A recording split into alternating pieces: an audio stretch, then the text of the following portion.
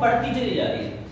तो पॉली मतलब क्या हुआ, जिनकी पावर्स बहुत सारी हो। पॉलीगन, पॉलीगन मतलब क्या होता है, जिसकी बहुत सारी साइड्स हो, है ना। ऐसी पॉलिनोमियल मतलब क्या होता है, जिसकी बहुत सारी पावर्स हो। बात समझ में आई या नहीं आई?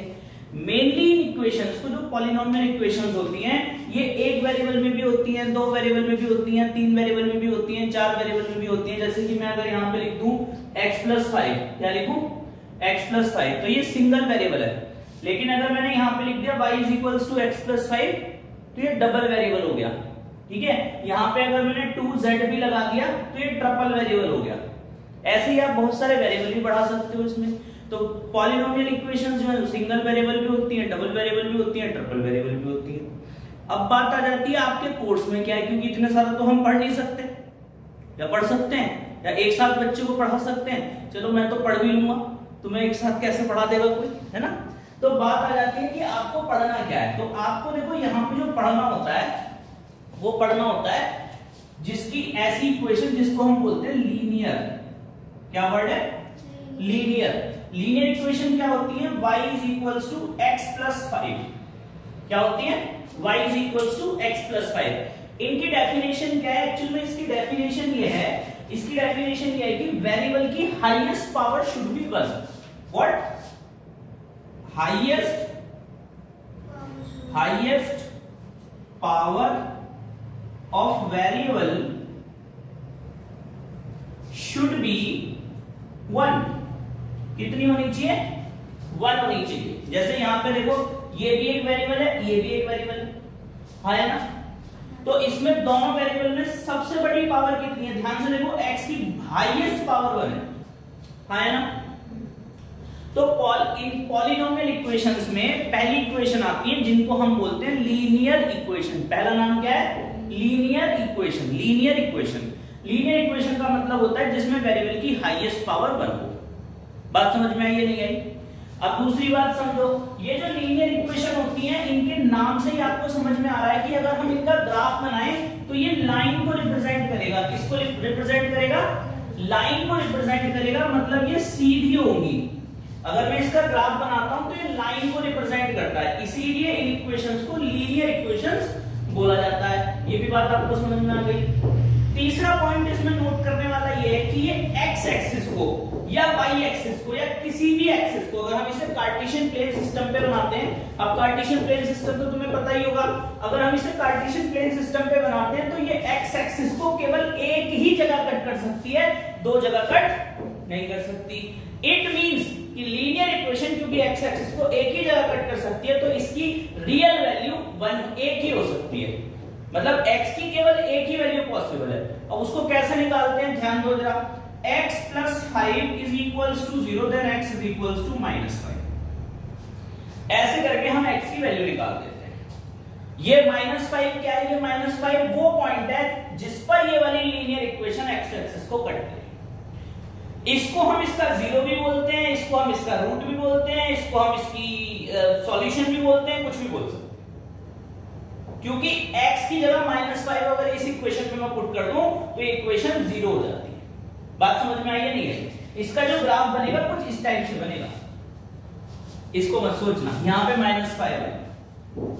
क्लियर हो गया, लीनियर इक्वेशन समझ में आ गया। अब दूसरी जो सबसे इंपॉर्टेंट इक्वेशन जो है वो आ जाती है आपकी क्वाड्रेटिक इक्वेशन।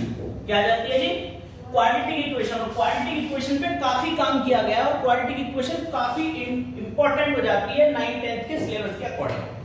क्योंकि क्वाड्रेटिक इक्वेशन की बात अगर हम करें तो क्वाड्रेटिक इक्वेशन ऐसी पॉलिनोमियल इक्वेशन है जिसमें x की या वेरिएबल की हाईएस्ट पावर 2 होती है। कितनी होती है, 2 होती है। तो इस इक्वेशन को कैसे रिप्रेजेंट करते हैं, तो सबसे पहले तो इसकी जनरल फॉर्म सुनो।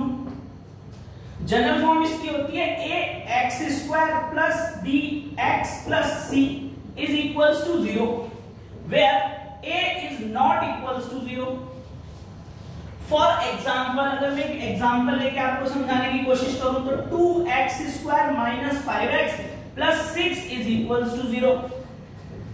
ऐसी इक्वेशन देखिए ना आपने, ऐसी इक्वेशन को हम बोलते हैं क्वाड्रेटिक इक्वेशन। क्या बोलते हैं जी, क्वाड्रेटिक इक्वेशन। और ये पॉलिनोमियल इक्वेशन का सेकंड पार्ट है। क्यों सेकंड पार्ट है, क्योंकि देखो इसमें वेरिएबल की हाईएस्ट पावर हमेशा 2 होती है, वेरिएबल की हाईएस्ट पावर कभी भी 1 नहीं होती है।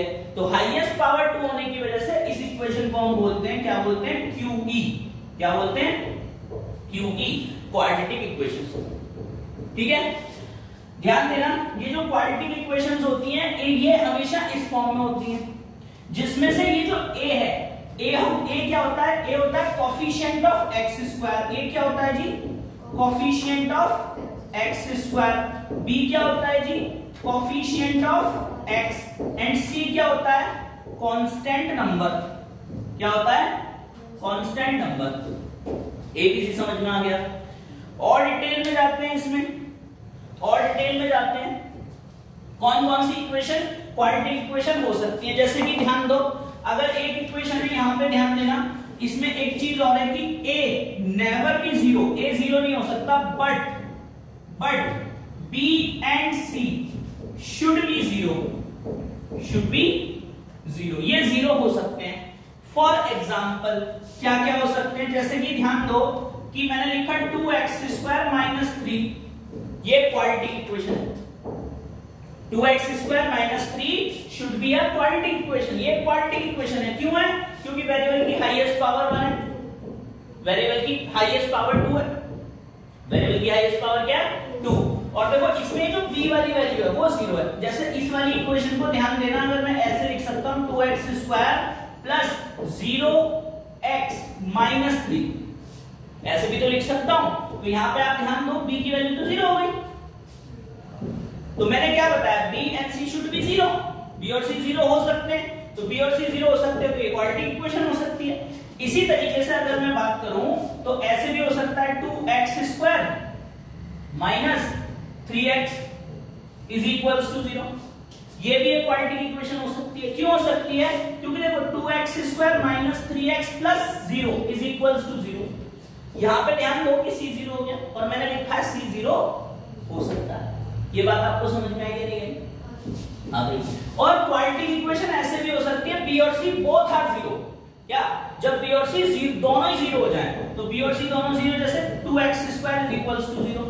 अब यहां पे ध्यान दो 2x² + 0x + 0 = 0। यहां पे ध्यान दो, यहां पे मैंने b को भी 0 बना लिया और c को भी 0 बना लिया, तो भी एक क्वाड्रेटिक इक्वेशन हो सकती है। बात समझ में आई या नहीं आई? मतलब a कभी भी 0 नहीं हो सकता, लेकिन b और c 0 हो सकते हैं। एक और कंडीशन सुनो क्वाड्रेटिक इक्वेशन की, एक और कंडीशन है कि जो a है इसकी पावर नेगेटिव नहीं हो सकती और रूट में नहीं हो सकता है। a never be in root, मतलब ऐसे नहीं हो सकता कि, नहीं सॉरी, इस लाइन को काट देंगे, मतलब x² की जो पावर है ना, ये नेगेटिव में या रूट में नहीं हो सकती।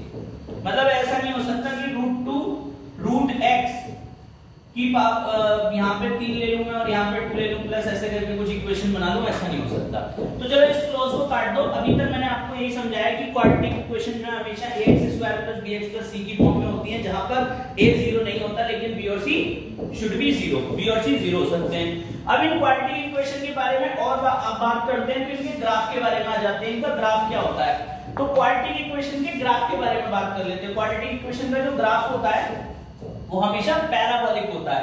कैसा होता है, अगर पार्टीशन प्लेन सिस्टम पे मैं इसका ग्राफ बनाता हूं तो हमेशा यू शेप में बनता है, पैराबोलिक ग्राफ होता है। कैसा होता है, पैराबोलिक ग्राफ। बात समझ में आई आपको या नहीं? पैराबोलिक ग्राफ का मतलब क्या है, यू शेप। क्या, यू शेप। यू शेप कैसे होती है, देखो यू शेप ऐसे हो सकती है, यू शेप ऐसे हो सकती है, ऐसे हो सकती है, ऐसे हो सकती है, ऐसे हो सकती है, ऐसे हो सकती है, कैसे भी हो सकती है, बट अल्टीमेटली यू शेप का ग्राफ बनेगा। कैसा ग्राफ बनेगा, यू शेप का। घर पे बना के भी देख लेना, क्वाड्रेटिक कोई भी क्वाड्रेटिक इक्वेशन ले लेना और उसका आप ग्राफ बनाओगे तो हमेशा यू शेप का ग्राफ बनेगा। ठीक है, अब ये जो यू शेप का ग्राफ है, ध्यान देना, ये एक्स एक्सिस को हमेशा 2 जगह कट करेगा। अगर करेगा तो, या तो करेगा ही नहीं। तो देखो 3 केस बनते हैं। ये जो यू शेप का ग्राफ है ये 3 तरीके से एक्स एक्सिस को कट कर सकता है, या 3 केस बन सकते हैं। पहला केस कि ग्राफ ऐसे करके एक्स एक्सिस को कट करे, दूसरा केस ग्राफ कट ना करे, टच करके चला जाए यहाँ पे। तीसरा केस कि ग्राफ ऊपर से ही चला जाए, गैपिंग हो जाए, ठीक है। तो इस केस में देखो एक्स एक्सिस को 2 बार कट कर रहा है, तो 2 जीरोस या 2 रूट्स या 2 सॉल्यूशंस होंगे ग्राफ के। अभी इनके मैं एग्जांपल भी ले लूंगा, जैसे इसका एग्जांपल ले लेते हैं आपका x² माइनस का 5x प्लस 6।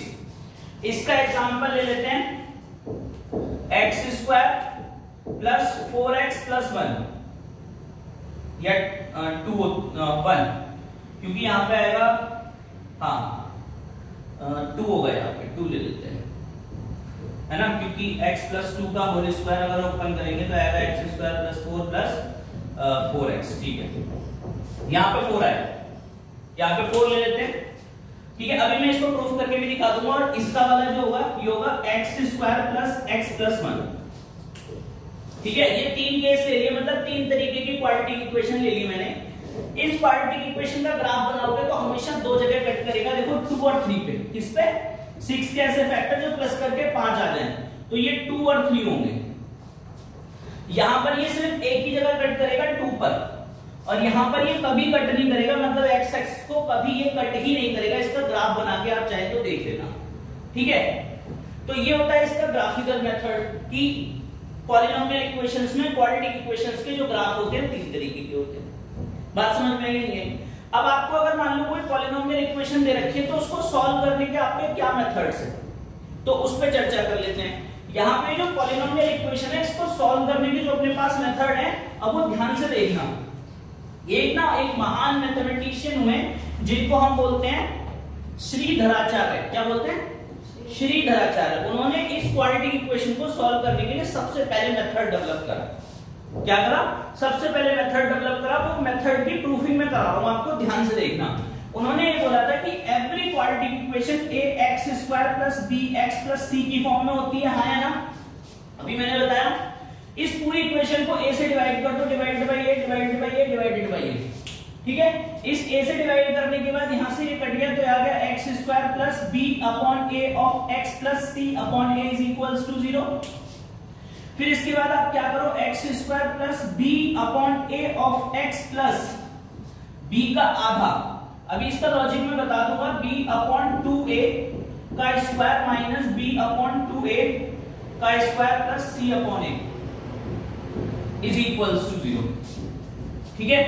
तो देखो अब ये जो इक्वेशन आई है, जब मैंने इस पूरी इक्वेशन को a से डिवाइड कर दिया, देखो उन्होंने क्या बोला था, उनकी बात समझाता हूं कि जो क्वाड्रेटिक इक्वेशन है उसमें जो a की वैल्यू सॉल्व करने के लिए सबसे पहले इस मेथड से सॉल्व करने के लिए, इस मेथड को हम बोलते हैं कंप्लीट द स्क्वायर मेथड। क्या बोलते हैं?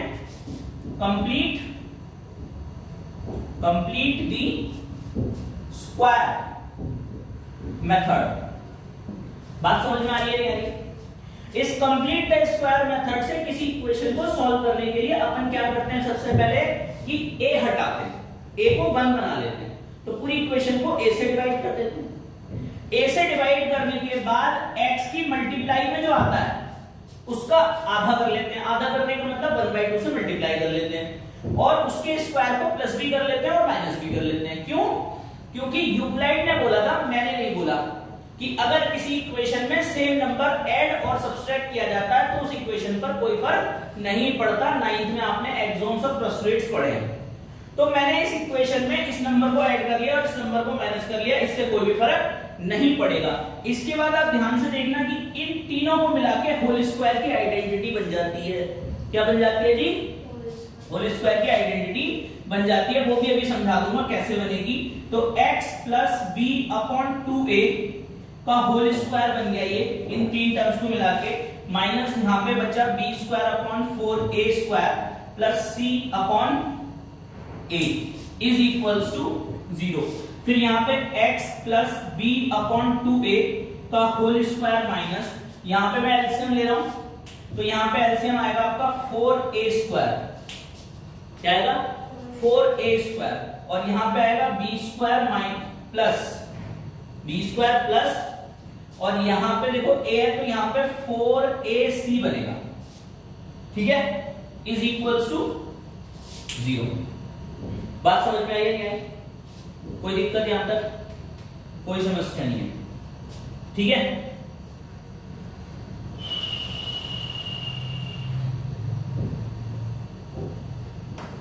आगे देखो अब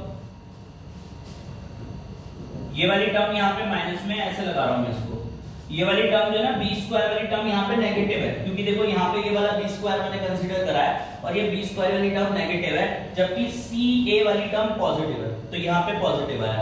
अब मैं क्या कर रहा हूँ, इसको उठा के दूसरी तरफ ले जाऊंगा, क्या करूंगा, इसको उठा के दूसरी तरफ जीरो की तरफ ले जाऊंगा, तो बाकी मैं यहाँ पे लिख रहा हूँ। तो देखो ये आया x plus B upon 2a का whole square is equals to, इस पूरे को उठा के दूसरी तरफ ले जाऊं तो साइन चेंज हो जाते हैं, जो प्लस होता है वो माइनस हो जाता है और जो माइनस होता है वो प्लस हो जाता है, तो ये हो गया B square minus 4ac upon 4a square. ठीक है, अब बोथ साइड रूट कर रहा हूं, क्या कर रहा हूं, बोथ साइड रूट स्क्वायर हटाने के लिए, तो बोथ साइड रूट कर दिया मैंने स्क्वायर हटाने के लिए, तो यहां पे ये कट गया और यहां पे आ गया x plus b upon 2a is equals to plus minus under root b square minus 4ac upon 4a square. ये जो नीचे वाला जब आप रूट डिस्ट्रीब्यूट करोगे ना तो ऊपर भी रूट आएगा और नीचे भी रूट आएगा। एक्चुअली ये जो नीचे रूट आएगा यहाँ पे 4 है, 4 के क्या होता है 2 का स्क्वायर और a स्क्वायर है, तो एक्चुअली मैं इसको लिख सकता हूं 2a का होल स्क्वायर से रूट कट जाएगा और होल स्क्वायर से रूट कट जाएगा तो यहाँ पे बचेगा केवल 2a। ठीक है, फिर इसको उठा के इधर ले आता हूं, तो x की जो वैल्यू आई वो आई minus B upon 2a plus minus under root B square minus 4ac upon 2a। ये 2a दोनों दो बार आ रहा है सेम, तो इसको एक बार लिख सकता हूं, तो x is equals to minus B plus minus under root B square minus 4ac upon 2a। ये वो फॉर्मूला है, ये वो इंपॉर्टेंट फॉर्मूला है या ये वो इंपॉर्टेंट कंक्लूजन है जिससे हम किसी भी क्वाड्रेटिक इक्वेशन को सॉल्व कर सकते हैं। और ये जो डेवलप करा था मेथड, किसने डेवलप करा था, श्रीधराचार्य ने। ये चीज नोट कर लो, ये चीज नोट कर लो। ठीक है, बात समझ में आई तुमको या नहीं आई? ये वाला फॉर्मूला जस्ट नोट करना, बाकी सब चीजें मिटाना। अब आगे देखो, अब मैं तुम्हें कहानी समझाता हूं, ये तो मैंने फॉर्मूला प्रूफ करा दिया जल्दी जल्दी में, मैं तुम्हें कहानी समझाता हूं कि एक्चुअल में कहानी है क्या। एक्चुअल में कहानी ऐसे है, देखना जरा ध्यान से। अब मैं मिड टर्म स्प्लिटिंग सॉल्व करा रहा हूं। एक और फॉर्मूला होता है, देखो किसी भी क्वाड्रेटिक इक्वेशन को सॉल्व करने के अपने पास 3 मेथड होते हैं। किसी भी क्वाड्रेटिक इक्वेशन को सॉल्व करने के अपने पास 3 मेथड होते हैं। एक होती है मिड टर्म स्प्लिटिंग, ठीक है, एक होता है कंप्लीट डी स्क्वायर मेथड और एक होता है क्वाड्रेटिक फॉर्मूला। ये जो क्वाड्रेटिक फॉर्मूला है ये अभी मैंने प्रूफ कराया, minus B plus minus under root B square minus 4ac upon 2a। और ये जो कंप्लीट द स्क्वायर है ये मैं भी समझाता हूं और ये जो मिड टर्म स्प्लिटिंग है ये मैं भी समझाता हूं। पहले एक एग्जांपल ले रहा हूं मिड टर्म स्प्लिटिंग को समझाने के लिए, ध्यान से देखो। x स्क्वायर माइनस का 5x plus 6 is equals to 0। इसको सॉल्व करने के लिए आपने 9th में भी पढ़ा है 6 के ऐसे फैक्टर जो प्लस करके 5 आ जाए, तो 6 के ऐसे फैक्टर 2 और 3 होते हैं जो कि प्लस करके 5 आ जाते हैं। तो अपन यहाँ पे क्या करते हैं, x square minus 2 plus 3x plus 6 is equals to 0 लिख लेते हैं। मतलब इस 5 को स्प्लिट कर लेते हैं, इस 5 को तोड़ लेते हैं दो ऐसे पार्ट में जिनकी मल्टीप्लाई करके 6 आ जाता है। फिर हम ब्रैकेट को ओपन कर देते हैं, x स्क्वायर माइनस का 2x माइनस का 3x प्लस का 6 इज इक्वल्स टू 0। इन दोनों में से x कॉमन लेते हैं, x माइनस 2 बचता है, माइनस 3 कॉमन लेते हैं, x माइनस 2 बचता है is equals to 0। x minus 2 common लेते हैं, x माइनस 3 आ जाता है। ये बात आपको समझ में आई या नहीं आई? ये ध्यान से देखना, ये ध्यान से देखना। एक्चुअल में मेरी जो मेन इक्वेशन थी वो ये थी। मेन इक्वेशन क्या थी, ये थी, और इसको मैंने क्या बना दिया, इसको मैंने ये बना दिया। मतलब क्या हुआ, मतलब ये हुआ कि every quadratic equation is a multiplication of 2 linear equations. Actually this is the linear equation, ये एक लीनियर इक्वेशन है और ये भी एक लीनियर इक्वेशन है ना। तो जो क्वाड्रेटिक इक्वेशन होती है, पावर 2 की जो इक्वेशन होती है वो पावर 1 की 2 इक्वेशंस की मल्टीप्लिकेशन होती है ना। अब इसी बात को धराचार्य ने पढ़ा। धराचार्य ने क्या कहा कि जो x स्क्वायर माइनस का 5x plus 6 is equals to 0 है, उसको मैं क्या करता हूं, कंप्लीट द स्क्वायर कर लेता हूं। मतलब यहां लिखे बताइए, मतलब क्या हुआ, मतलब ये हुआ कि ये जो एक्चुअल में ये जो इक्वेशन है इसका स्क्वायर कंप्लीट कर लेता हूं। क्या कंप्लीट कर लेता हूं, स्क्वायर कंप्लीट कर लेता हूं। या उन्होंने ये सोचा कि मैं इसको x प्लस a के स्क्वायर की फॉर्म में कन्वर्ट कर देता हूं। x प्लस a का स्क्वायर क्या होता है बेटा, x प्लस a का जो स्क्वायर है एक्चुअल में वो x प्लस a बोल रहा हूं, x प्लस a होता है। x प्लस a का स्क्वायर मतलब x plus a into x plus a। Actual में धराचार्य ने यही सोचा कि मैं कोशिश करता हूं इस क्वाड्रेटिक इक्वेशन को दो लीनियर इक्वेशन की मल्टीप्लिकेशन में कन्वर्ट करने की। अगर ये क्वाड्रेटिक इक्वेशन दो लीनियर इक्वेशन की मल्टीप्लिकेशन में कन्वर्ट हो जाती है तो वही इसके फैक्टर होंगे। तो वही तरीके हम लोग ये जो फैक्टर स्प्लिटिंग कर रहे हैं उसमें भी यही ट्राई करते हैं कि क्वाड्रेटिक इक्वेशन लीनियर इक्वेशन में कन्वर्ट हो जाए मल्टीप्लिकेशन में। इस मेथड में भी हम यही ट्राई करते हैं कि कोई भी क्वाड्रेटिक इक्वेशन दो लीनियर इक्वेशन के मल्टीप्लिकेशन में कन्वर्ट हो जाए। वो कैसे करते हैं, मोटिव क्या है, देखो ध्यान से, दिमाग में क्या रखना है, दिमाग में रखना है ये चीज, कंप्लीट द स्क्वायर, मतलब हमें इसे स्क्वायर में कंप्लीट करना है। स्क्वायर में कैसे कंप्लीट होता है, ध्यान से देखना मेरे भाई बच्चों, ध्यान से देखना, बहुत ध्यान से, कैसे ध्यान से समझा रहा हूं। देखो मैंने क्या करा, सबसे पहले पहला पॉइंट, एक्स स्क्वायर के आगे जो भी लिखा है, एक्स स्क्वायर की मल्टीप्लाई में जो भी है शुड बी 1, मतलब coefficient of x square equals to 1 होना ही चाहिए, अदरवाइज हम मेथड नहीं लगा सकते। ठीक है, तो देखो क्या यहाँ पे एक्स स्क्वायर का कोएफिशिएंट 1 है। ठीक है, अब दूसरा क्या काम करना है आपको, दूसरा ये करना है कि जो x की मल्टीप्लाई में लिखा है, मतलब जो b है, अगर हम कंपेयर करें तो a x square plus b x plus c से, तो a की वैल्यू बना गई, a तो बना गया। अगर a 1 है तो b को पकड़ लो, b कितना है, b 5 है, 5 का आधा कर लो। आधा करने के लिए किसी भी नंबर का आधा करने के लिए उसे 1/2 से मल्टीप्लाई कर देते हैं। जैसे 5 है, 5 का आधा कैसे होगा, 5 मल्टीप्लाइड बाय 1/2 या 5/2। तो हमें क्या करना है, इस इक्वेशन में ध्यान दो जरा, x स्क्वायर माइनस का 5x प्लस 6 ये इक्वेशन है, इसमें 5/2 का स्क्वायर प्लस कर लो और 5/2 का स्क्वायर माइनस कर लो।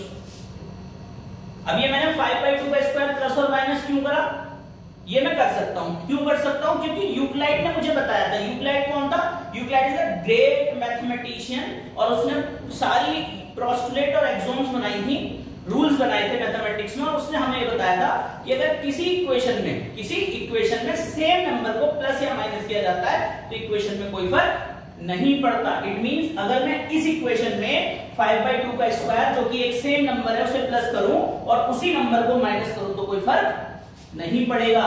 ये बात समझ में आई या नहीं आई। फिर देखो ये वाला 6 जो है इसे उठा के मैं यहां लिख रहा हूं। अब ध्यान देना, अगर इतना आपने कर लिया तो पहली 3 टर्म्स दिस एंड दिस मिलके होल स्क्वायर बना देंगे। क्या बना देंगे, ध्यान से देखो, होल स्क्वायर बन जाएगा। होल स्क्वायर का क्या फॉर्मूला होता है, किसी को आता है या नहीं आता, a प्लस बी का होल स्क्वायर क्या होता है, a square plus B square plus 2ab।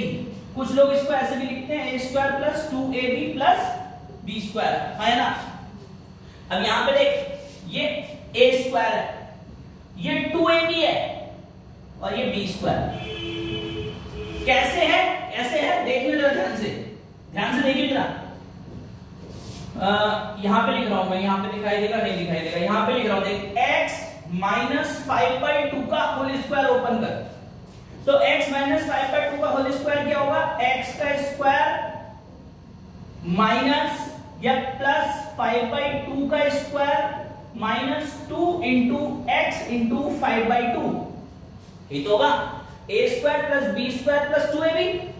अब यहां से इसे काट ले तो ये क्या हुआ, एक्स स्क्वायर प्लस 5/2 का होल स्क्वायर माइनस 5x। अब ये जो 5/2 है इसको उठा के इधर लिख लिया और माइनस 5x को इधर लिख लिया, देख x square minus 5x plus 5/2 का होल स्क्वायर, है ना। देखिए 3 टर्म मिला के यही देख, यही तो है, x square minus 5x plus 5/2 का होल स्क्वायर। यानी ये तीनों टर्म्स, इट मींस इन तीनों टर्म्स को मिला के मैं x माइनस 5/2 का होल स्क्वायर लिख सकता हूं, हाँ या ना? लिख सकता हूं, बहुत बढ़िया। इसके बाद ये दो चीजें बची, इनको सिंपलीफाई कर लेंगे। कैसे? देख, 5 का स्क्वायर 25 होता है, 2 का स्क्वायर 4 होता है, plus 6 upon 1 is equals to 0। LCM लेके सॉल्व करेंगे तो 6 चौक 24 हो जाएगा। कितना हो जाएगा? 24। इसकी इससे मल्टीप्लाई, तो ये होगा 25 माइनस का प्लस का 24 अपॉन 4, तो ये होगा, ध्यान देना जरा, प्लस माइनस 25 प्लस 24 अपॉन 4। ठीक है, माइनस 25 प्लस 24 मतलब माइनस का 1, माइनस का 1 अपॉन 4, माइनस 1 अपॉन 4 को इक्वल्स टू पे उधर ले जाओगे, क्या बन जाएगा? प्लस का 1 अपॉन 4, क्या बन जाएगा? प्लस का 1 अपॉन 4। बोथ साइड रूट कर दो, क्या कर दो? अब देख ध्यान से, चल यहीं पे देख, यहाँ पे देख, ये स्टेप देख। अब देख, धराचार्य का जो प्लान था एक्चुअल में यही करना था, क्या कर दिया उसने देख x माइनस a के होल स्क्वायर में कन्वर्ट कर दिया, इज इक्वल्स टू यहाँ पे 1/4 आ रहा है। x माइनस a के होल स्क्वायर में कन्वर्ट कर दिया क्वेश्चन। इसी सिचुएशन को बोलते हैं complete the square method. Square complete हो गया ना, और बाकी नंबर आए, नंबर को तो सॉल्व कर लेंगे। स्क्वायर कंप्लीट हो गया, तो देख यहाँ पे स्क्वायर कंप्लीट हो गया। इसके बाद अपन क्या करते हैं? रूट कर देते हैं। क्यों? क्योंकि हमें तो लीनियर इक्वेशन बनानी है। मोटिव क्या है? मोटिव है लीनियर इक्वेशन बनाना, तो लीनियर इक्वेशन में कन्वर्ट करना।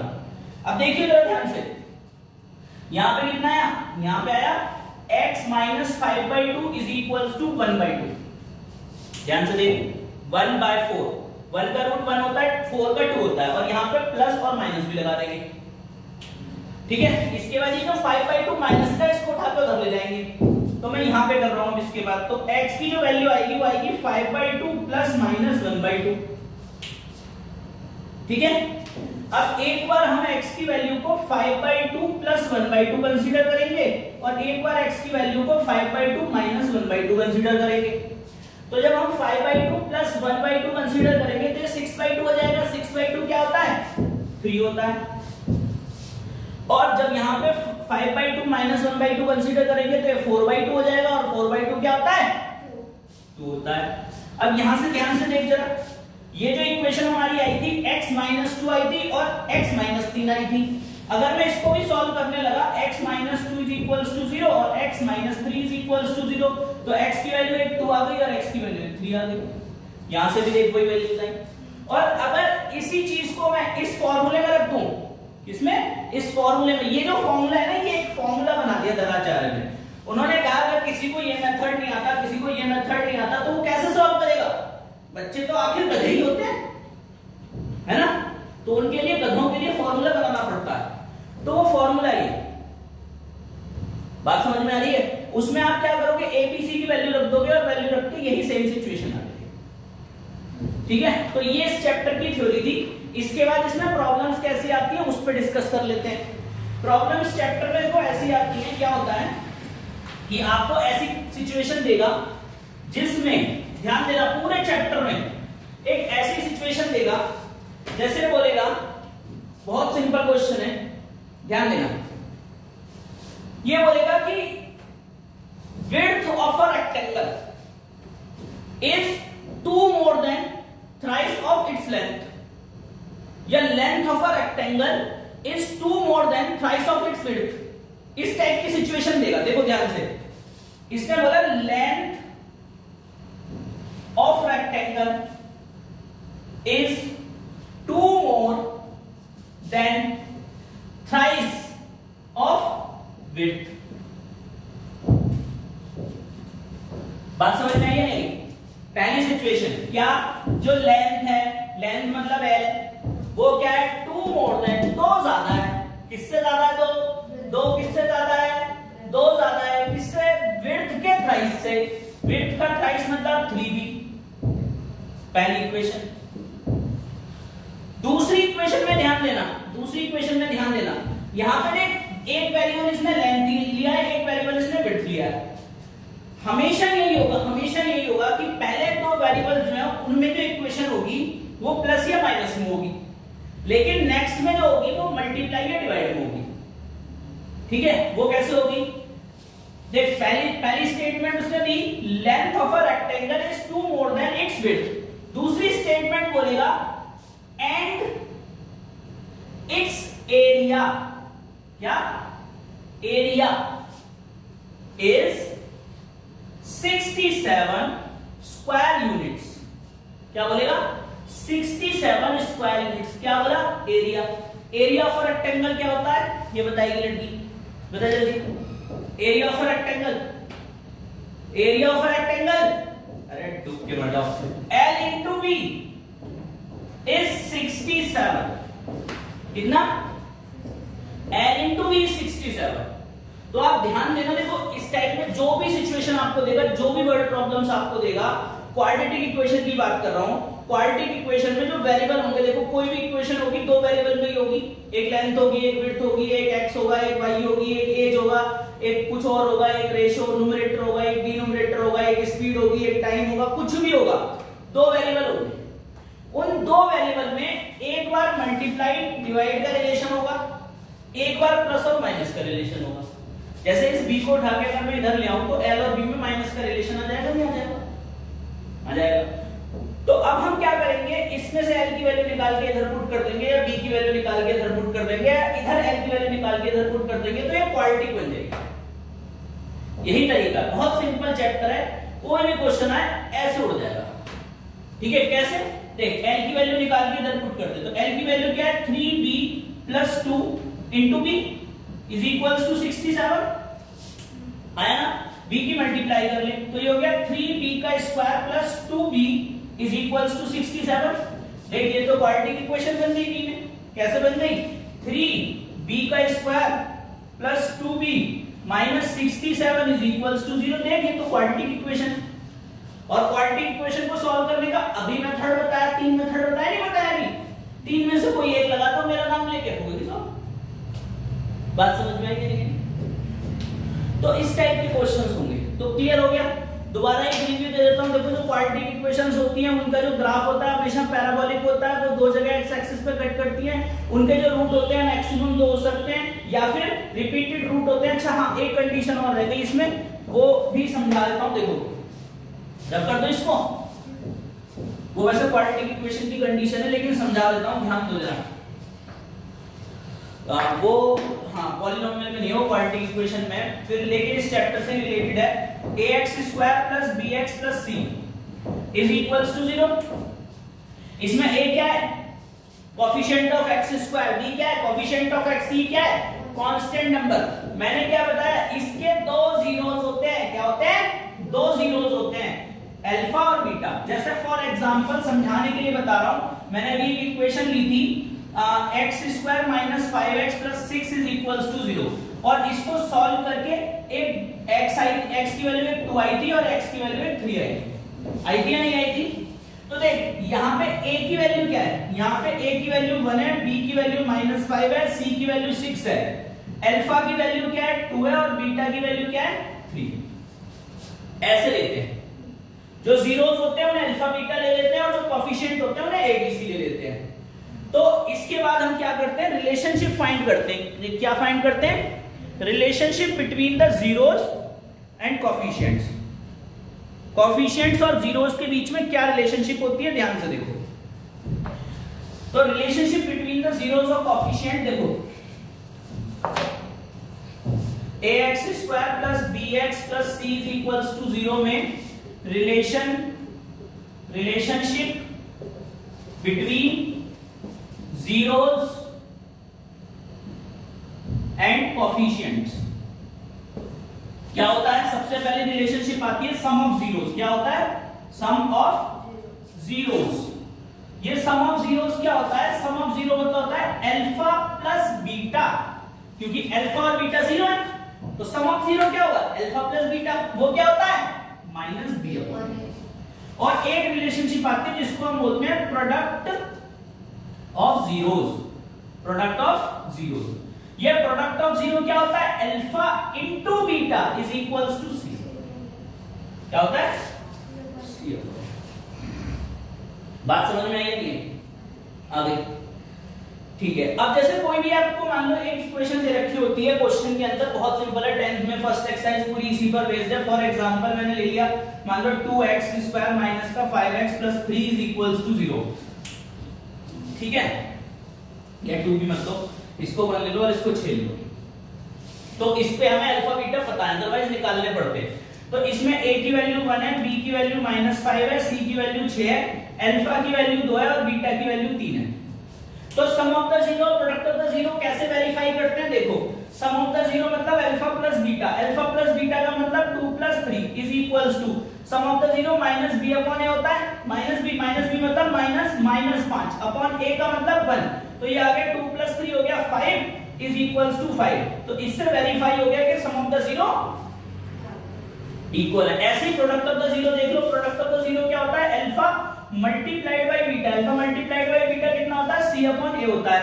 इन दोनों की मल्टीप्लाई करो तो 2 मल्टीप्लाइड बाय 3 6 होता है और 6 अपॉन 1, क्योंकि ये 6 है और ये 1 है, तो ये 6 इज इक्वल्स टू 6। इससे वेरीफाई हो गया कि प्रोडक्ट ऑफ द जीरो भी सही है।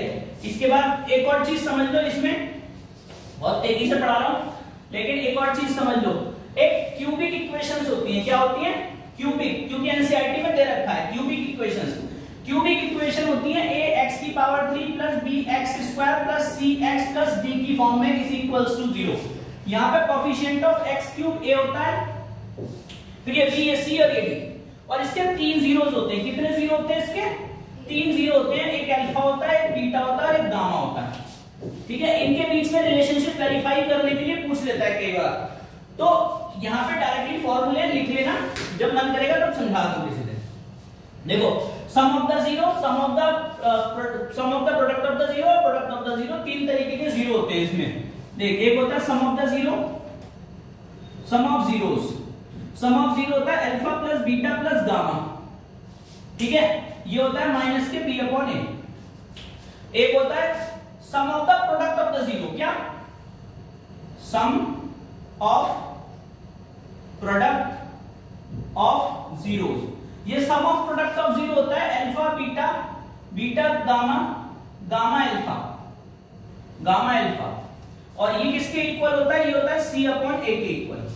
और एक तीसरा होता है इसमें product of the zero, product of zero. ये प्रोडक्ट ऑफ द जीरो जो होता है alpha into beta into gamma होता है, that is minus d upon a। ठीक है, वेरिफिकेशन बिल्कुल उसी तरीके से होता है जैसा कि हमने पॉलिनोमियल्स में करा है। एनसीईआरटी में 1-2 क्वेश्चन दे रखे हैं इसके। एक अगला कॉन्सेप्ट समझो, इसमें क्वाड्रेटिक इक्वेशंस का ये कॉन्सेप्ट है कि every quadratic equation ax² bx plus c की फॉर्म में होती है। ठीक है, इसमें ना हम एक डिस्क्रिमिनेंट निकालते हैं। क्या निकालते हैं? मैंने तुम्हें बताया था कि इनका जो ग्राफ है वो 3 तरीके का होता है।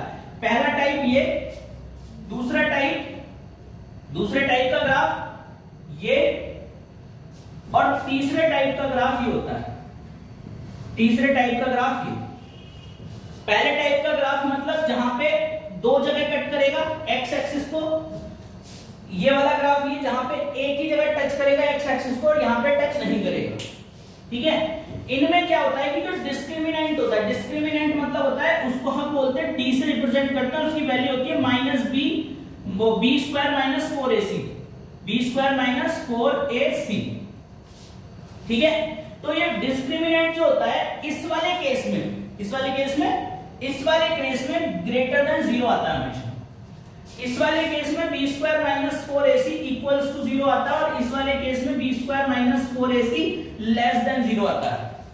ठीक है, इसके एग्जांपल ले रहा हूं। एक मैंने यहाँ पे एक इक्वेशन ली थी, आपका याद हो तो आपको x² - 5x + 6, इसके 2 जीरोस थे, एक अल्फा और एक बीटा।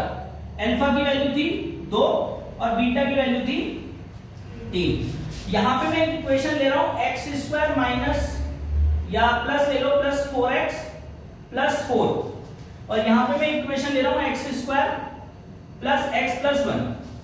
ठीक है, इसको भी आप सिंप्लीफाई करोगे ना तो ध्यान देना जरा, यहाँ पे ये 2 का स्क्वायर है एक्चुअल में, तो a² plus b² plus 2ab, तो एक्चुअल में ये x प्लस 2 का होल स्क्वायर है और वो किसी का स्क्वायर नहीं है, वो बन ही नहीं सकता। अब देख, इसी इक्वेशन में a की वैल्यू, b की वैल्यू बता मेरे को। a तो 1 है, b की वैल्यू कितनी है? -5 का स्क्वायर -4 इंटू a की वैल्यू कितनी है 1 इंटू c की वैल्यू कितनी है 6। ठीक है, तो देख अगर इसके दो अलग अलग जीरोस है तो मैंने क्या बताया b² - 4ac ग्रेटर देन 0 आएगा। तो देखिए कितना है 25 - 24, 25 - 24 कितना होता है 1। 1 0 से बड़ा होता है छोटा होता है? 1 0 से बड़ा होता है या छोटा होता है? बड़ा होता है। तो कंडीशन प्रूफ हो गई, 1 इज ग्रेटर देन 0। लेकिन इस केस में मैंने क्या बताया b² - 4ac इक्वल्स टू 0 आएगा। क्या आएगा? Equals to 0। b की वैल्यू बता मुझे, b की वैल्यू बता 4 का स्क्वायर माइनस 4 इंटू a की वैल्यू बताओ 1 इंटू c की वैल्यू भी 4 है। तो देखो 16 - 16 आ गए तो 0 इज इक्वल्स टू 0 आ गया। इस केस में 0 इज इक्वल्स टू 0 आ रहा है। बताओ कोई दिक्कत, कोई समस्या नहीं है। इस केस में देखो b² - 4ac लेस देन 0 आएगा। कैसा आएगा जी? लेस देन 0 डाल लो चाहे तो। b की वैल्यू कितनी है? b की वैल्यू कितनी है 1। 1 का स्क्वायर माइनस 4 इंटू 1 इंटू 1 तो 1 - 4 कितना है -3। -3 0 से छोटा होता है या बड़ा होता है? छोटा होता है। तो ये डिस्क्रिमिनेंट का प्रिंसिपल है। डिस्क्रिमिनेंट मतलब क्या होता है? डिस्क्रिमिनेंट मतलब b² - 4ac। तो अगर किसी क्वाड्रेटिक इक्वेशन के दो अलग अलग जीरोस हैं, दो डिफरेंट जीरोस हैं और रियल जीरोस हैं, तो उसका डिस्क्रिमिनेंट 0 से बड़ा होता है। अगर किसी क्वाड्रेटिक इक्वेशन के इक्वल रियल रूट्स हैं, इक्वल रियल रूट्स है तो उसका डिस्क्रिमिनेंट इक्वल्स टू 0 होता है। और अगर किसी क्वाड्रेटिक इक्वेशन के कोई भी रियल रूट नहीं है तो उसका डिस्क्रिमिनेंट 0 से छोटा होता है।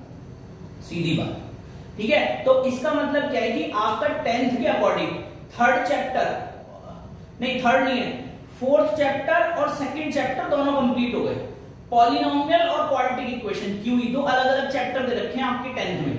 तो इसमें QE भी कंप्लीट करा दिया मैंने और सेकंड चैप्टर पॉलिनोमियल भी कंप्लीट करा दिया according to NCERT। 2 chapters are finished. बात समझ में आई नहीं है?